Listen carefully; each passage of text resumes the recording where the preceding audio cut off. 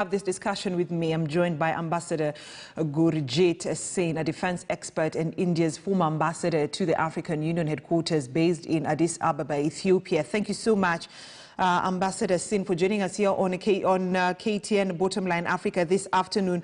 So the Tigray story is such a long story, yet one that is saddening. We're seeing that it's a power struggle, an election, and a push for political reforms among several factors that has led to the crisis. As you assess the situation, did it really have to come this far? Loss of lives, poverty?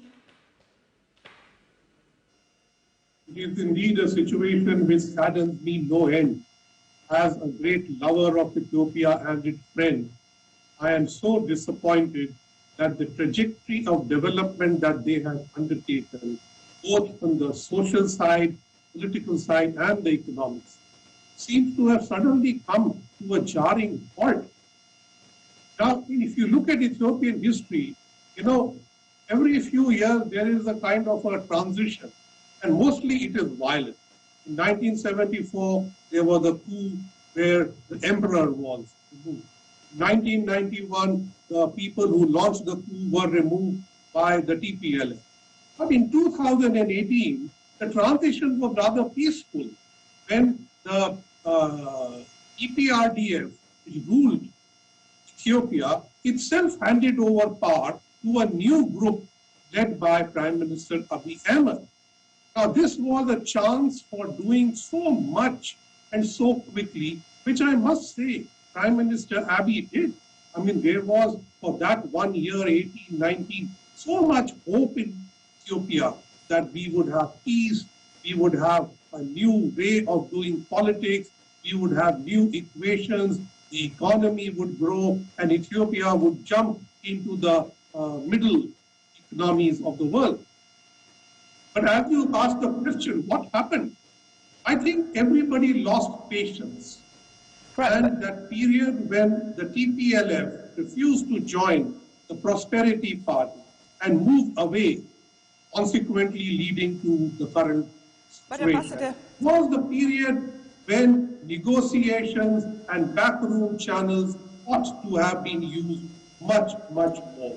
I think Ambassador Singh, allow me to cut you short from your explanation. You're painting for us a picture of what, quote unquote, people may term as a failed state. Yet at the same time, Prime Minister Abiy Ahmed says that his troops actually will repel any attacks by what he says, quote unquote, enemies. Well, when Prime Minister Abiy Ahmed took over the government, the enemy was Egypt regarding the Grand Ethiopian Renaissance Dam. But over the 2 years, the enemy has changed. And the enemy is now within you. And you are not losing people to a perceived enemy like Egypt over the dam. You are losing people to the vision of the future of Ethiopia. So on one hand, the Prosperity Party wants a change in the ethno-federal model by moving partly unitary and partly opening up even further. At the same time, I saw the news report that you were showing. Now more and more ethnic militias are being used to fight against the Tigrayans. So on one hand, you want to remove the ethnic aspect of politics, but on the strategic side, the ethnicity seems to be emphasized. So this contradiction is something that Ethiopia needs to resolve. But then, it's very interesting, Ambassador, seeing that the war in Tigray in Ethiopia, it's the country where it's hosting also the headquarters of the African Union. And we know that African Union has played a very crucial role in terms of peace and tranquility in war-torn countries like Somalia. We have the AU supporting AMISOM. Why is the AU not being seen, out there in trying to ensure that the war that is happening in Ethiopia comes to an end? I am a great person who's fond of the AU, but to be honest, where peace and security is concerned, the African Union is really an if and when we can kind of an organization. You can't depend on it on every occasion. More so, I don't think you can seriously expect them to act against their own host nation in any way. So I think in Kenya, you had a big falling out after an election. And you used some mediation and came to an arrangement yourself on regarding the political future of your country.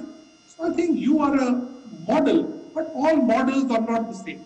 So essentially, Ethiopia needs to have an Ethiopian model for its own success. Not even an African model. It needs an Ethiopian model. And that model must be credible and inclusive. And only then it will make some sense. But before all that, you really need to stop fighting. I mean, you have a ceasefire, which is in many ways a repositioning of forces for the next fight. So here, without any serious mediation, without confidence on any side, there is more fighting anticipated, which is most unfortunate. So are you suggesting that the AU can, yes, you're saying the AU can play a role in terms of bringing peace and tranquility in Ethiopia, but the main people who are supposed to bring this to an end is the leadership, and not that the African continent needs to look at the AU as the problem solver? You know, the AU has many aspects of peace and security.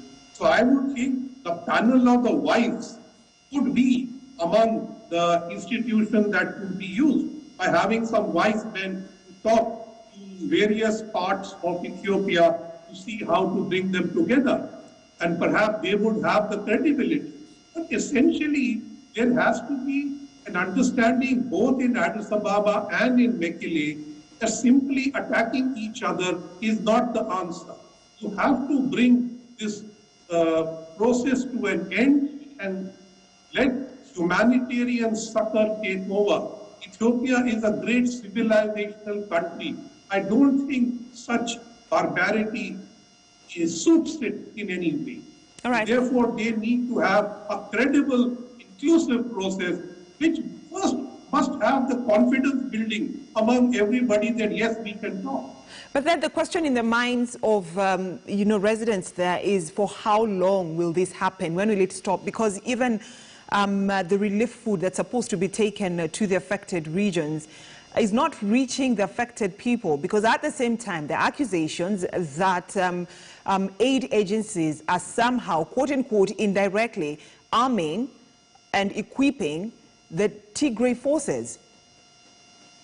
I have seen those allegations. I have no position to confirm or deny them. But the point I'm making is see the level of suspicion. And you suspect even humanitarian aid organizations of being militarily in cahoots with the TPLF. That is the level of suspicion that maintains, which is not conducive to good governance or any resolution. And please remember, the problem of violence in Ethiopia is not confined to Tigray. There are issues in Benishangul Gumuz, in Wolega, and other places, parts in Afar. So you need to deal with building a consensus in the whole country and bringing peace around. I had thought that the election process would provide the legitimacy for Prime Minister Abiy's new vision for Ethiopia. Unfortunately, the elections were not held everywhere. So they need to decide how they are going to put this whole process together. So, you know, this Humpty Dumpty has fallen down.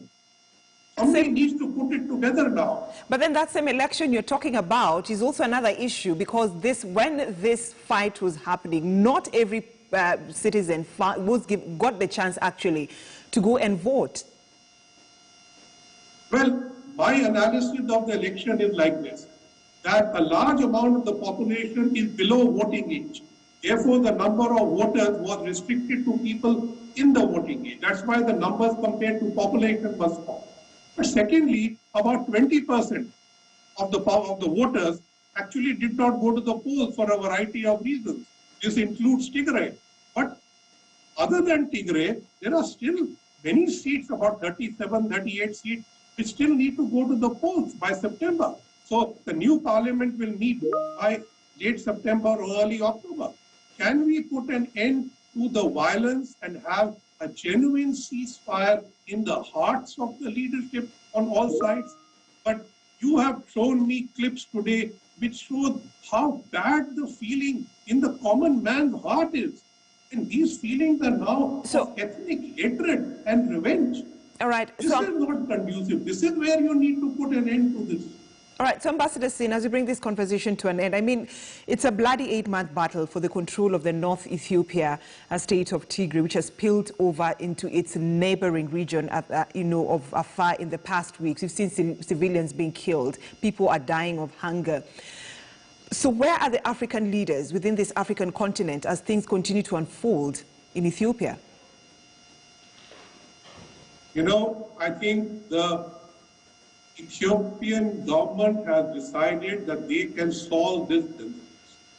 And they've had success, military success in Tigray. And then what happened? I'm not able to understand how suddenly the TPLF got revitalized and came back to military life. Now, this is leading to a classic understanding that there is no military solution to this. So faster we understand this, and the more quicker we move to back channels to set up talks about talks, that is very important. Ultimately, you will have to talk. You can decide how many people need to die before you start talking. All right, thank you so much, former ambassador to the African Union headquarters based in Addis Ababa, Ethiopia. That is Gurjit Sin, talking to us about the third situation in Ethiopia. We just hope that everything will come to an end very soon, because families are actually suffering. People are dying because of anger. Civilians are being killed by the Tigray forces. So far, up to date with what is making the headlines here in Bottomline Africa. A short break, but I leave you with what we know as a destination